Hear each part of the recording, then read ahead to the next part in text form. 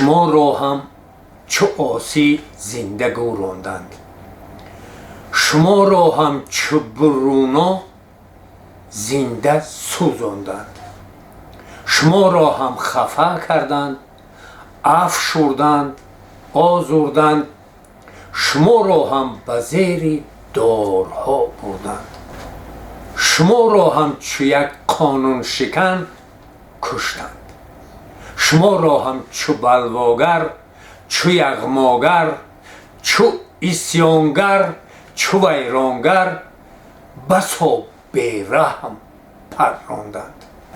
شما در چاه‌ها، در غارها، در گورهای کهنه مدفونید، شما هم غرقه دریا، شما هم غرقه خونید. شما در خاک خون غلطان، شما را سوخت اسکندر، قتیبه کرد خاکستر، شما را کشت چنگیزخان. شما را کاتبان تا دستشان از غل رها باشد به دست خویشتن کشتند، شما را صاحبان تا زندگیشان بی بلا باشد به دست خویشتن کشتند.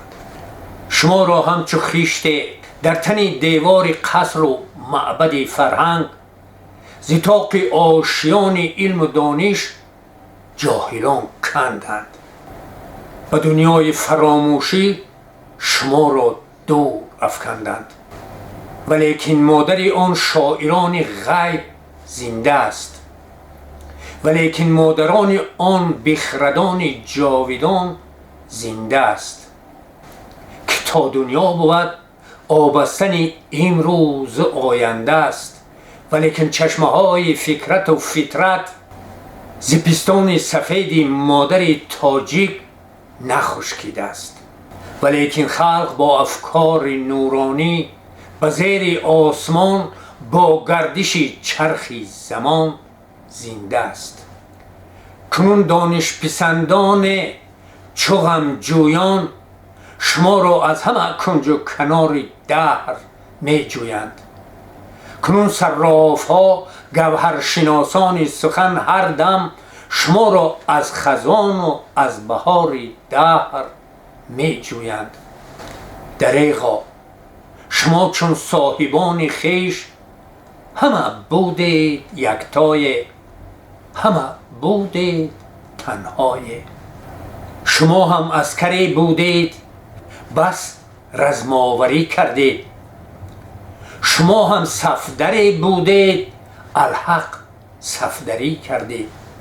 شما با عقلهای تیره جنگیدید، شما با مغزهای خیره جنگیدید.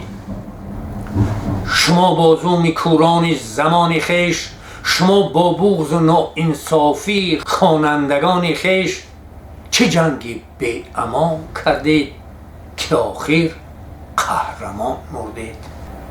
کنون من از زمان و از حقیقت یک طلب دارم که از بهر شما هم هیکل سازند، بسان هیکل بر یادگار عسکر گمنام، و طرح آن چنین باشد: کتابی در گرفته در سر دست، ز هر صفحه شرار برجهد جاوید، شرار برجهد تا خانه خورشید.